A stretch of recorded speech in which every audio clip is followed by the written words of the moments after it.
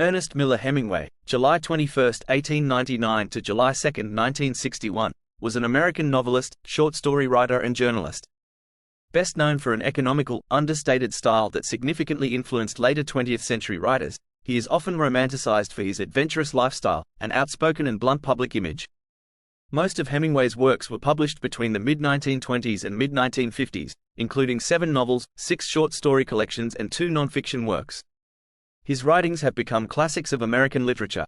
He was awarded the 1954 Nobel Prize in Literature, while 3 of his novels, 4 short story collections and 3 non-fiction works were published posthumously. Hemingway was raised in Oak Park, Illinois, in the Chicago area. After high school, he spent 6 months as a cub reporter for the Kansas City Star before enlisting in the Red Cross.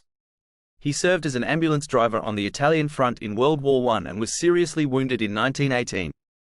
His wartime experiences formed the basis for his 1929 novel A Farewell to Arms. He married Hadley Richardson in 1921, the first of 4 wives. They moved to Paris, where he worked as a foreign correspondent for the Toronto Star and fell under the influence of the modernist writers and artists of the 1920s, Lost Generation, expatriate community. His debut novel The Sun Also Rises was published in 1926. He divorced Richardson in 1927 and married Pauline Pfeiffer. They divorced after he returned from the Spanish Civil War, where he had worked as a journalist and which formed the basis for his 1940 novel For Whom the Bell Tolls. Martha Gellhorn became his 3rd wife in 1940. He and Gellhorn separated after he met Mary Welsh in London during World War II.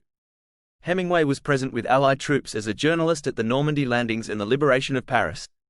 He maintained permanent residences in Key West, Florida, in the 1930s and in Cuba in the 1940s and 1950s. On a 1954 trip to Africa, he was seriously injured in 2 plane accidents on successive days, leaving him in pain and ill health for much of the rest of his life. In 1959 he bought a house in Ketchum, Idaho, where, on July 2, 1961, he shot himself in the head. If you enjoyed this video, don't forget to like and subscribe for more daily videos. You never know, it could be interesting.